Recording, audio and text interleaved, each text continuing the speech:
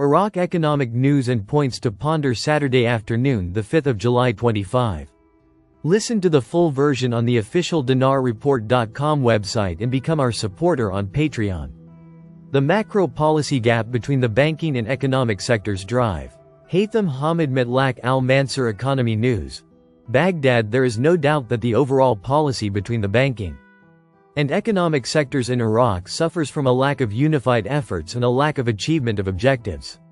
The two sectors pursue separate, complex paths, deepening a gap between them that reflects fundamental differences in vision, priorities, and mechanisms. It becomes clear to the observer that the relationship between the two sectors is not merely a technical issue, but rather is fundamentally a conflict reflecting a conflict of interests and competing priorities between institutions. Therefore, this political gap is one of the deepest obstacles to achieving genuine, comprehensive reform. While the banking sector plays a key role as a financial intermediary for economic activities such as agriculture, industry, trade, services, transportation, and other vital sectors, it is not only a source of economic value generated from goods and services, but rather a tool for attracting savers and investors.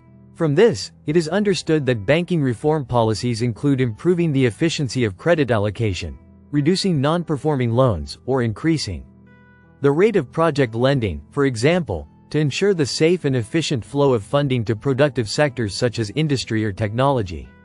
The banking sector's mission ends where the economic sector's activity of investment and development begins. Therefore, the weak relationship between banking and economic policies in Iraq can be likened to the country's Achilles heel. This fragile connection is a fatal weakness that threatens economic growth and stability, despite the country's vast resources. The economy appears strong, with massive oil reserves amounting to 145 billion barrels, but the banking and economic systems are unable to transform this wealth into sustainable development.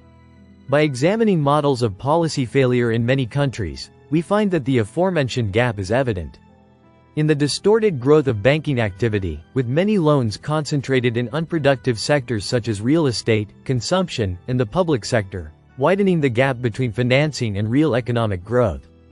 The banking system may be advanced, adopting financial technology or Basel standards, but the economy suffers from weak non-oil production and structural fragility, represented by the dominance of the informal sector and the growth of an unattractive business environment.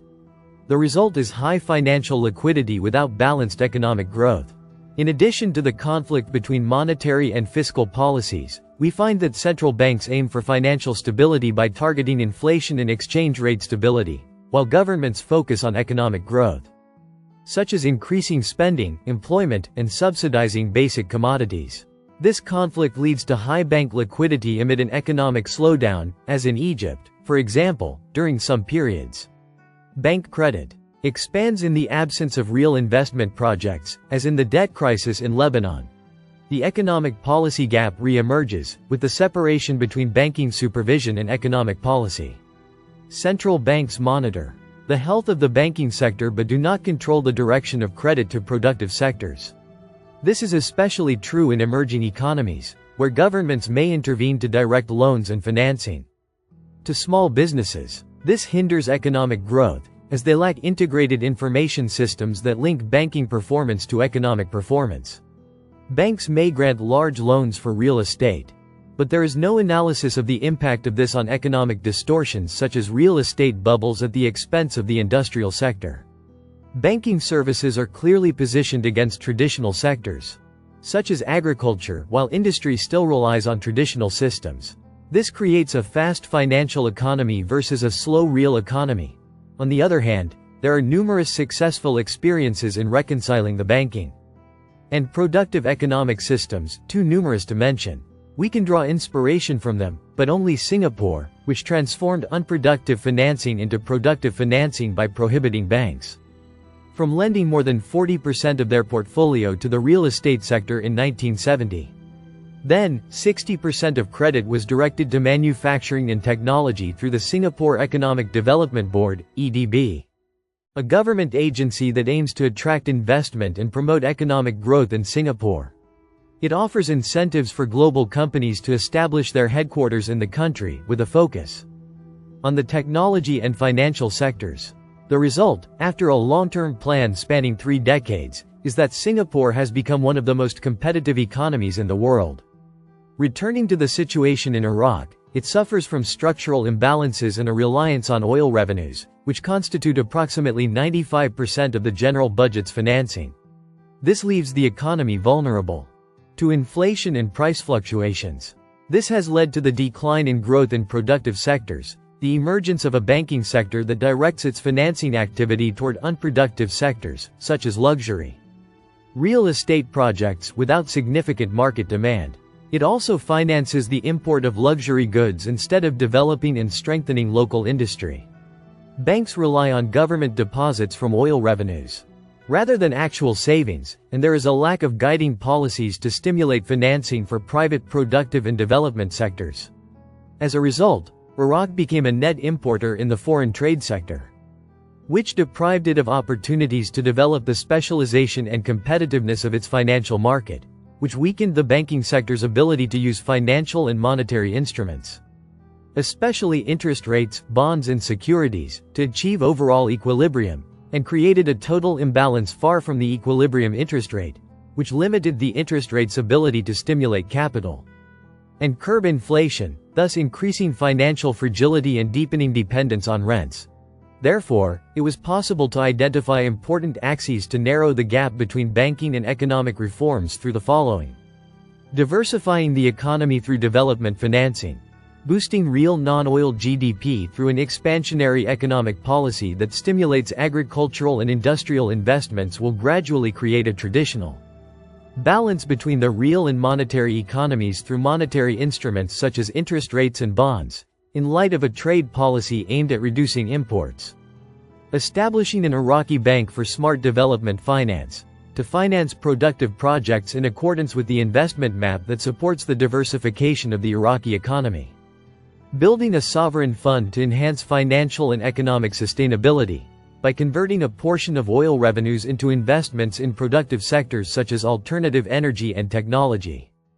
Reducing the dominance of the informal banking system over a large portion of financial transactions, through a scale of incentives and restrictions to regulate the work of the informal banking system. To enhance the capacity of fiscal and monetary policies and promote coordination between them. Transparency in large loans by requiring banks to disclose data on large borrowers and grant loans based on creditworthiness. Transparency of the general budget by publishing all major contracts, grants, and loans on an electronic platform. Strengthening financial infrastructure, undermining technological backwardness, and promoting financial inclusion by modernizing payment systems, expanding bank branches, and developing the emerging base of fintech companies through attractive incentive policies. Develop a strategy to redirect credit towards production to achieve economic diversification through coordination between monetary, fiscal, trade, industrial, agricultural, and other macro policies. Establishing a sovereign technology fund with 10% of oil revenues invested. Therefore, it is time to unify efforts and coordinate objectives to take steps to narrow the overall policy gap between the banking and economic sectors. Historical experience tells us that countries that waste their crises disappear, while those that invest in them grow and prosper. 311 views an ounce is down by 25,000 dinars. Gold records a decline in Iraq. Stock exchange gold prices in Iraq witnessed a slight decline on Saturday, with an ounce reaching 4,365,594 dinars, compared to Thursday's price of 4,390,135 dinars. A slight decline in Iraqi oil prices.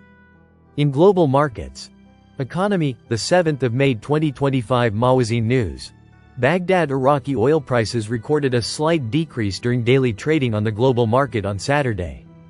According to data reviewed by Mawazin News, Basra medium crude oil recorded $69.11 per barrel, while heavy crude oil recorded $66.11 per barrel, with a change of -0.11 for both. The data also showed global oil prices, with British Brent crude recording $68.30 per barrel, while U.S. West Texas Intermediate crude oil recorded $66.50 per barrel, with a change of -0.50 for both new rise in dollar prices. Economy, the 7th of May 2025 Mawazin News, Baghdad. The US dollar exchange rate witnessed a slight increase on Saturday morning in Baghdad markets. The dollar price rose on the Al-Khifa and Al-Harithia stock exchanges to 141,200 Iraqi dinars for every $100, while last Thursday it recorded 141,150 dinars for every $100. Selling prices rose in exchange shops in local markets in Baghdad, where the selling price reached 142,250 Iraqi dinars for every $100, and the buying price reached 140,250 dinars for every $100. Al-Maliki. Iraq has achieved self-sufficiency in wheat and exports 11 agricultural products abroad. Today 8:30 Information, Baghdad. Minister of Agriculture Abbas Jab al-Maliki revealed that Iraq has made significant progress in the agricultural sector, noting that the country has achieved self-sufficiency in wheat production, which has contributed to an increase in the number of mills and a saving in hard currency. In a televised interview followed by Al-Maluma Agency, al-Maliki said, "There are 13 basic agricultural products available locally and banned from import in support of the national product," indicating that Iraq currently exports 11 agricultural products abroad, and its exports reached 2 million tons during the past year. He added, "The wheat crop is increasing every year, while only the barley crop has been reduced as part of the agricultural plan, while palm cultivation continues to increase, currently exceeding 23 million palm trees." He pointed out that local production has become increasingly desirable to Iraqi citizens, and that the Ministry of Trade was suffering from a problem with wheat storage capacity. However, the abundant production has allowed Iraq to donate quantities of wheat to Lebanon and Gaza in response to the appeals, and to ensure the availability of large quantities locally. Al-Maliki concluded by pointing out that there are major investment projects in the field of wheat and potato production, which will enhance the country's food security. Listen to the full version on the official dinarreport.com website and become our supporter on Patreon. Source: Dinar Recaps.